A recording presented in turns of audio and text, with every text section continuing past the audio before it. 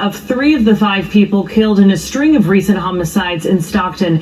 Family has identified the victims to KCRA as 35-year-old Paul Alexander Yaw, 43-year-old Salvador William Dubade Jr., and 52-year-old Lorenzo Lopez. The Stockton police chief is now asking for the public's help finding the person or people responsible for these serial killings. Now take a look at your screen. This is a photo released by police of a person of interest. Tonight, they are still looking to identify this person. The chief said no footage has captured a crime or handgun in someone's hands so far. KCRA 3's Maricela de la Cruz is in Stockton tonight and spoke with some of the victims' families.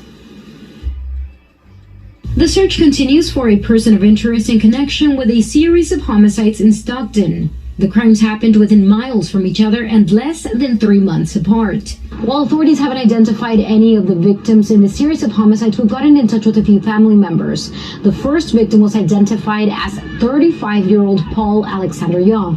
Neighbors in this area tell us that crime happened at Holiday Park on Kermit Lane. His mother, Greta Bogro, who lives in Texas, told us over a phone call that he was homeless at the time of his death and said in a statement that Paul was a great man with a big heart, who was loved by many. He has left a huge hole in our hearts, and I hope they catch the person or persons responsible before this happens again. Please, if anybody knows anything, there is a huge reward. The second victim was identified by his wife as 43-year-old Salvador Dubade. He was killed in the parking lot of a plaza about 5 minutes away from that first homicide.